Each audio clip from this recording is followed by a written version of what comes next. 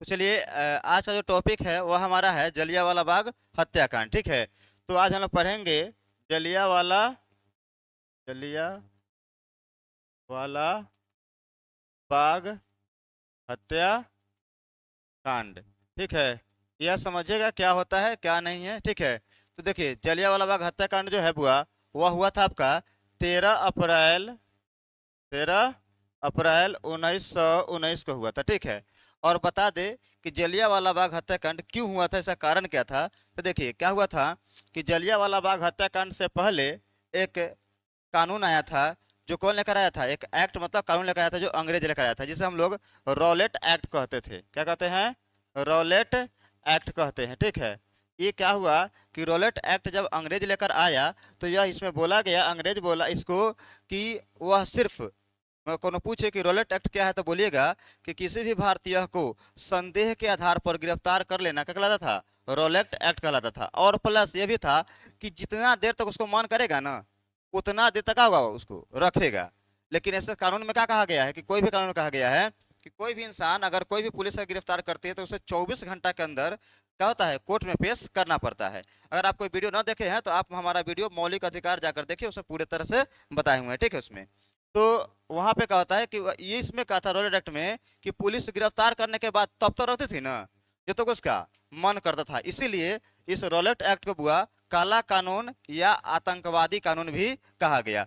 कुछ ने तो इन्हें बिना वकील, बिना अपील, बिना दलील का कानून भी कहा था। ठीक है, इसी एक्ट के तहत क्या किया गया कि दो लोगों को, पंजाब के दो लोगों को, एक डॉक्टर सत्यपाल और सैफुद्दीन किचलू को क्या किया था, गिरफ्तार कर लिया गया। जो कहाँ के नेता थे? तो वह खासकर पंजाब अमृतसर का थे, वो नेता थे। क्लियर?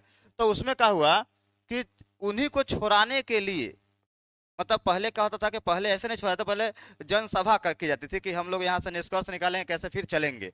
तो वहां से उस सभा के लिए एक जलियांवाला बाग मतलब एक बगीचा था जो चारों तरफ से घेरा हुआ था और बीच में पौधा था। क्योंकि आप जानबे कर रहे हैं कि इसमें अप्रैल अप्रैल महीना में कितना धूप पड़ता है, तो जान ही रहे हैं। उस धूप को ज्यादा न ज्यादा क्या हो, धूप पड़े, इसके लिए क्या किया था, उसको बाग को चुना गया था। ठीक है, ठीक है, तो आगे देखिएगा। तो ये जो बाग को चुना गया तो उसमें क्या हुआ कि चारों तरफ से घेरा हुआ था, उसमें पेड़ वृक्ष था, तो लोग बात सुन रहे थे। और उसमें बहुत सारे क्या था, जैसे ना होता कुछ बात चलता था ना, देखते हैं हम लोग अगर गांव में चाहे सड़क पर देखते हैं कोई अगर मदारी वाला खेल दिखाते रहता है तो क्या होता है, बहुत सारे लोग वहाँ चल जाते हैं। तो जब वहीं पे देखे कोई भी जब भाषण होता है ना, और वहाँ पे क्या होता है, जब हमारा लगता है कि हमें कुछ अच्छा मिल रहा है तो वहाँ पे सुनने के लिए चल जाते हैं। तो वहाँ पे बहुत सारे लोगों ने कहा कि अपना बच्चा के तहत, बच्चा छोटे छोटे बच्चा लेकर क्या हुए उस बाग में पहुंचे कि अच्छा खासा बात हो रहा है तो वहां पर जाकर सुनना चाहिए। जिससे बहुत बड़ी क्या हो गई, भीड़ जमा हो गई। ठीक है, और उसमें निष्कर्ष यही निकालना था कि हम लोग कैसे किसको, डॉक्टर सत्यपाल और सैफुद्दीन किचलू का कहता है गिरफ्तार किया, अच्छा सॉरी, उनको छुड़ाया जाए। ठीक है, इनके प्लानिंग करना था। लेकिन इसी बीच में क्या होता है कि एक व्यक्ति, भारत के जानबे करते हैं ना कि भारत के प्रत्येक घर में एक विभीषण पैदा होता है, ये कन्फर्म है। जो इधर के बात उधर, उधर के बात इधर करेंगे। सेम हमारे भारत में, अगर हम तो हमारे जो क्लास में जो बच्चे पढ़ते हैं, आप लोग जानबे करते होंगे कि हम उन्हें एक बहुत ही मतलब कि अच्छा शब्द से सूचक करते हैं। जरा आप ही लोग बताइएगा लास्ट में। हम उसे कहते हैं कमीना हंसराज। क्या उसे बोलते हैं? कमीना हंसराज। क्यों बोलते हैं समझिएगा, एक टीचर है लेकिन वही बोला चाहिए क्योंकि उसके चलते हमारे भारत के लगभग सिर्फ किसके, जलियांवाला बाग के जो उसमें जो हंटर कमेटी आया था जांच करने के लिए, उसके अनुसार कहा गया कि 379 लोग कहा हुए थे उस समय, मर गए थे सिर्फ उसकी इंफॉर्मेशन देने के कारण। तो वह हमको नहीं लगता था कि वह ससुरा भारत के का होगा, वो रहा होगा। वह जरूर इंग्लैंड का ही का होगा, वो संतान होगा, वह भारत का नहीं होगा। क्योंकि भारत का होता है कि इसमें 300, यानी कि है ना 380 लोग, 380 लोग लगभग का हो गए, उसकी भाई, किसी का बाप, किसी का चाचा, सब का हो गया उसमें, मर गए। बहुत बड़ी विपत्ति पड़ा था भाई। लेकिन इसमें झूठ रिपोर्ट है, ये सरकारी रिपोर्ट था अंग्रेज का। इसमें कहा गया है कि 1000 लोग का हुए थे, मारे गए थे। और 1500 लोग करीब होगा, 1500 2000 का होता है, 2000 का होता है घायल हुए थे।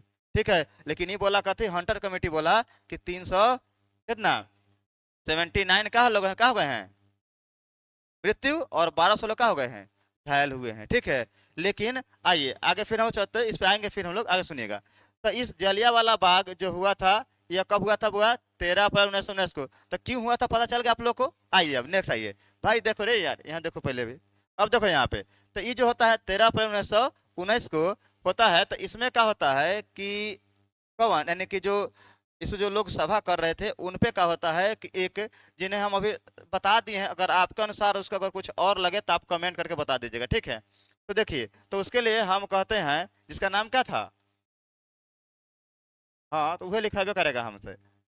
तो जलियांवाला बाग के बारे में सूचना किसने दिया था? सूचना किसने दिया था? हो हरामी हंस राज ने दिया था कि जलियांवाला बाग में क्या हो रहा है, सभा हो रही है। और इस सूचना को पाकर एक उस समय जो था, जो यहाँ का मेन जो था, वह था उस समय जनरल ओ डायर। कौन था बुआ? General O Dyer.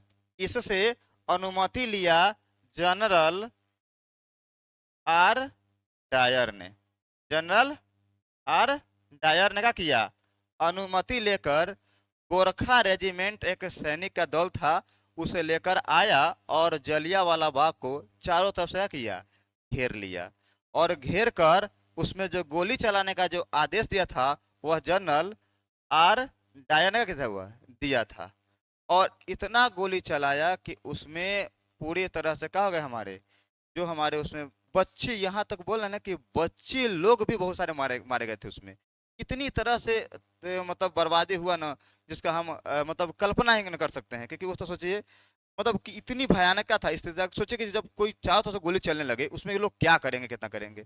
उसमें कहा जाता है कि उसमें कितने लोग तो गोली लगने के बाद उसमें ब्लड गिरने से क्या बेचारे वो मर गए। उसी में से एक इंसान बचता है जिसका नाम था उधम सिंह। और उधम सिंह क्या करते हैं कि जनरल ओ डायर को इंग्लैंड में जाके गोली मारते हैं, लेकिन छोड़ते नहीं हैं, ठीक है? मतलब कि गजब सिचुएशन था। अब जैसे इसमें क्या होता है कि जलियांवाला बाग में क्या होता है, तो बोलिए जलियांवाला बाग के बारे में सूचना किसने दिया था? तो हरामी हंसराज ने। आप लगा दीजिएगा कि इसको छोड़िएगा नहीं, कि छोड़ने का मतलब है हमारे देश का गद्दारी। क्लियर? आगे। और जलियांवाला बाग हत्याकांड, अब देखिए एक बात और इसमें क्वेश्चन पूछेगा कि जलियांवाला बाग के समय भारत का वायसराय चाहे गवर्नर कौन था? तो कौन था आपका? हो लॉर्ड चेम्सफोर्ड। कौन था? Lord Chelmsford. लॉर्ड चेम्स चेम्सफोर्ड क्या था बुआरी उस समय? भारत का था, भारत का गवर्नर कहता है, वायसराय कहिए। कौन था उस समय? Lord Chelmsford. और इन्होंने क्या किया, इन्हीं से जनरल जो ओ डायर था ना, वह हेड था, जिससे पूछा कौन? जनरल आर डायर ने। और जाकर किया, गोली चला दिया। क्लियर? और जाके पूरा घेर के रेजिमेंट के साथ गया, क्या किया? घेर के गोली चला दिया। तो गोली चलाने का आदेश किसने दिया था? तो जनरल आर डायर ने। इसके बाद में क्या होता है कि इस जो ये कांड हुआ था, यानी कि हत्याकांड जो हुआ था, इसको जांच करने के लिए एक कमेटी आता है जिसका नाम रहता है हंटर कमेटी। क्या नाम था होगा? हंटर कमेटी, सॉरी तो जरा हंटर कमेटी, ठीक है? वह ये क्या कहता है, कमेटी के अनुसार ये बोलता है कि इसमें हंटर जो है ना बुआ, हंटर जो है वह एक हंटर इस कमेटी के क्या थे? अध्यक्ष था। क्या था? अध्यक्ष था, ठीक है? तो हंटर कमेटी के अनुसार कहा जाता है कि 379 लोग क्या हो गए हैं? मारे गए हैं। और 1200 लोग क्या हो गए हैं? घायल हो गए हैं। हो गए हैं? घायल हो गए हैं, ठीक है? और यह बड़ी क्या था, इसमें बहुत ही दुखद क्या हुआ था हमारे यहाँ? क्या हुआ था इसमें? घटना क्या हुआ था इसमें? घटा हुआ था, ठीक है? तो यह आपके जलियांवाला बाग से क्या था, कुछ क्वेश्चन था जो अगर आपको पूछे तो आप यहाँ से छोड़कर मत आइएगा। क्लियर?